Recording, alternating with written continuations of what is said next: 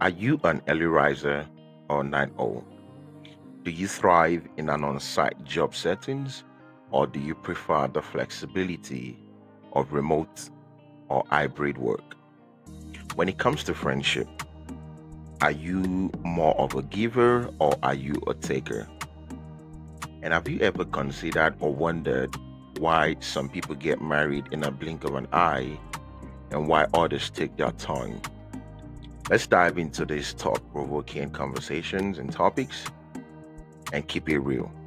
Welcome to OTMkast podcast.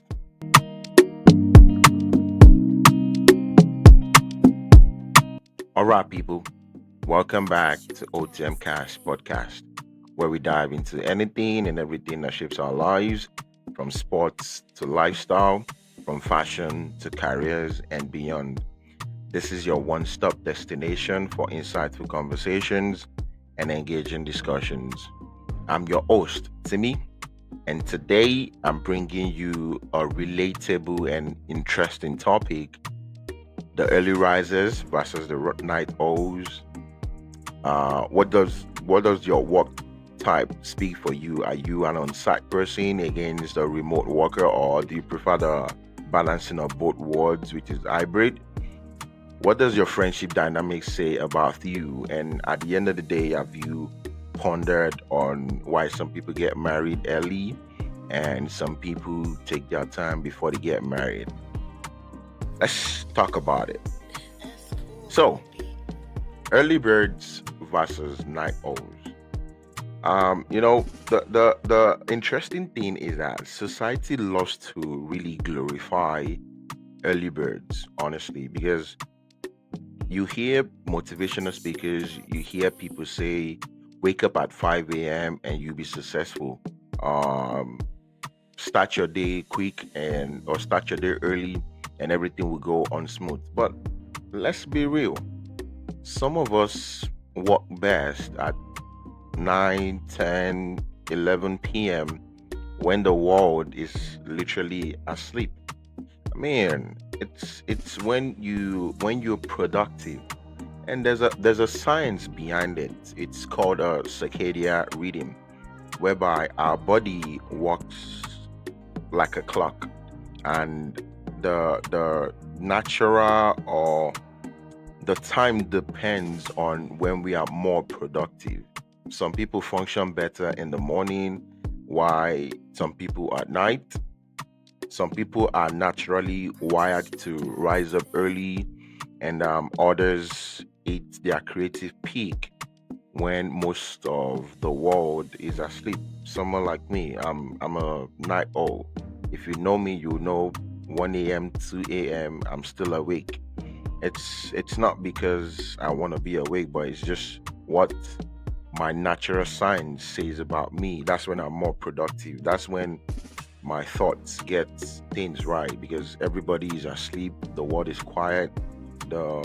My brain can function well when everything is just calm. But some people, they wake up early, they want to start it right 5 a.m. And the funny thing, well, not so funny, is society has made it that if you wake up early, then you're the best of the world. Which, I mean, for example, in the corporate world, work starts 8 a.m., 9 a.m. for some companies. Schools start early, but for night homes, we are being forced into this early bird world, and that's why so many people, I guess, love the remote work, which it gives them the flexibility to be at their productive best. Sometimes I work late at night because that's when I get my thought processed. There was a time that I responded to an email from my company owner at 10 p.m. and she called a meeting the following day. I mean, I understand why she says that, because she wants you to get off the screen. She doesn't want you to be on the screen 24 hours, because there's some consequences or bad effect or after effect to such things, like your back can hurt you when you sit for too long. Looking at the screen can sometimes affect your eyes, which is why some people use glasses. But that is when I get productive. Not that I don't work during the day, I work during the day, but when I come across some difficult task, I leave it to night where my brain can really process it and everything is quiet. So it's just me and that difficult topic or that difficult task.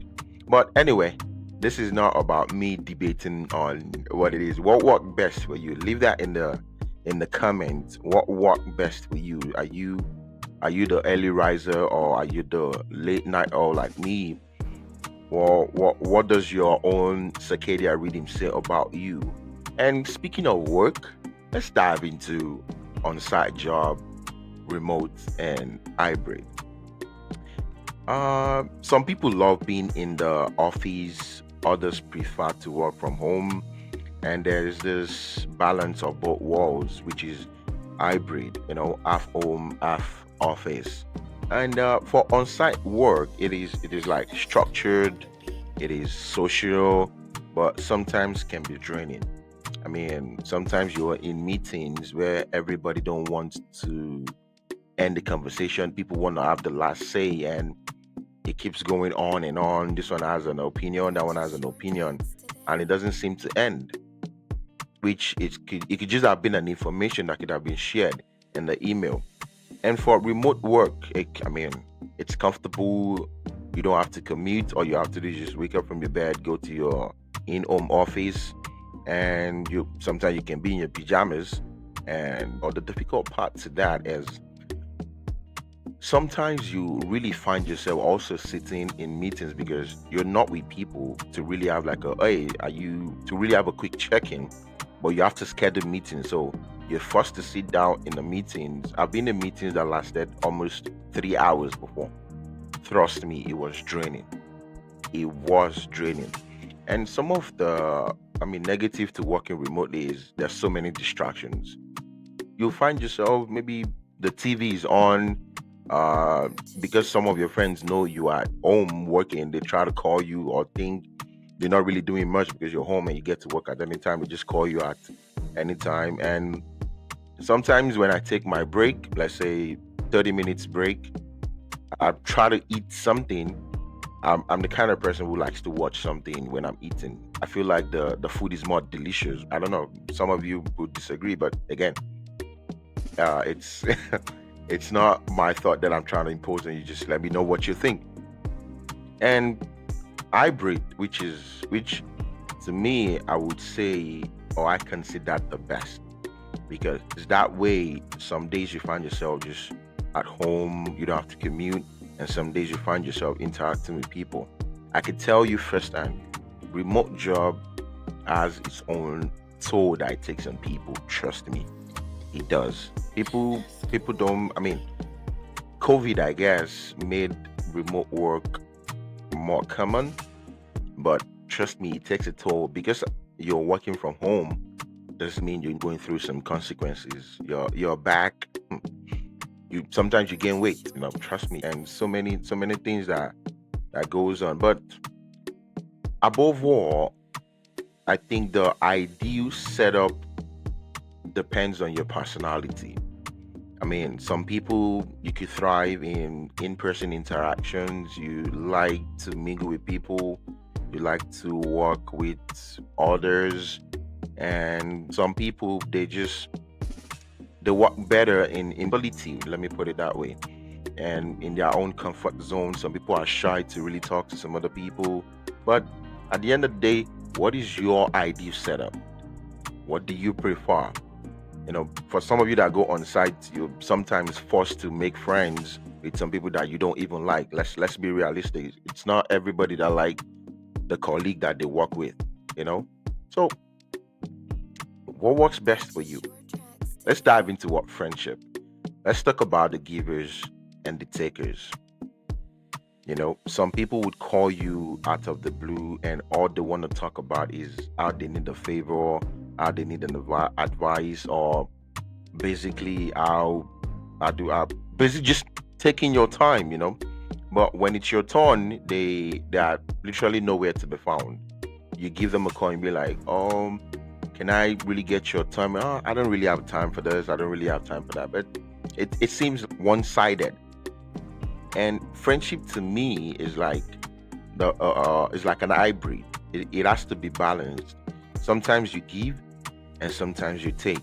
Do you go to your friend's place and all what you do is just eat their food? You don't try to either bring something, cook, go with a drink, or I mean, some of them could have kids. You could get some toys for the kids, and it could be something to really think about.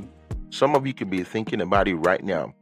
I'm not saying you should stop talking to those people. I'm just saying it sometimes it tells you who is really in your corner.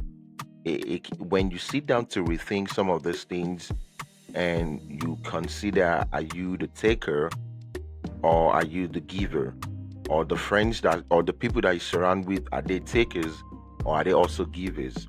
And like they say, you can be friends with some people, but you're best friends with some other people, whereby you guys visit each other on a constant basis. It's sometimes your place, my place. You guys hang out and chill. And with that being said, best friends, let's talk about relationship and marriage. They say, or the common phrase is, marry your best friend. And I think as much as that is a good thing, there are other factors that you need to consider before you would go into it. And it has happened that some people meet at their, let's say, early stage in their 20s and they get married just like that. And some people take their time because they're trying to find the right person, or society, or they don't succumb to the society pressure whereby there's a certain age that you have to get married. But the question is, what timeline do you follow? What should you do? You've seen people, some people you're older than and they're married already. Early marriages does not mean it's gonna last forever. I'm sure some of us have seen some people whereby they married early, but it's like the worst decision of their lives. And whereby some people also marry late and it's still their worst decision of their life. And at the same time, some people marry early and it's the best decision of their life. And some people marry late and it's still the best decision of your life.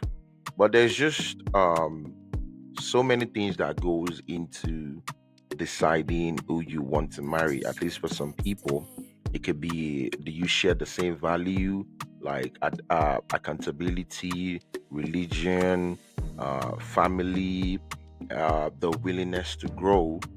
Do you love each other? Are you attracted to each other?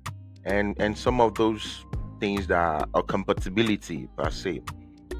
For me, I would say do what works for you. Pick who you think is the right person for you. Do you if your core values are accountability, religion, let's say family, honesty, and you meet someone that fits into such, great. But let's see another scenario whereby you meet this person, they are a great person, they don't share the same value, but they have the ability to learn. For me, I think that's the utmost trait someone can have. The ability for someone to learn, or them willing to learn, is the master of everything. Yes, of course, love goes a long way, but to me, I would pick understanding over love. Because if both of you have an understanding, I think it works best than love. Again, that's just me. You can have a different opinion. Leave it in the comment. So when choosing the right person, I think at the end of the day, you just have to do what's best for you and what you think this person fits in your life. Well, that's it for this episode of OTMkast podcast. Always remember, no one writes your story, you do. And if you've enjoyed this episode, leave your thought in the comment section. We've talked about a few things: the night owls versus the early risers or the early birds. We've talked about the job settings, remote, hybrid, or on site, which one is best for you. We've spoken about the friendship dynamics, and now we've spoken a little about relationship and marriage. So if you enjoyed this episode, please like it, share, follow us on all social media, OTMcast, one word, OTMkast. Share it with your friends, and hopefully someone would like it and they would also get or to learn something from it, or share with me where I learned something from them as well. So please leave it in the comment section. And last but not least, for each and every one of you that has been following me from day one, I really appreciate your time. Thank you, thank you, thank you. I can't say thank you enough for all your support. It is really amazing. Please keep it coming. Thank you very much. Enjoy the rest of your day or evening wherever you're listening. Ciao.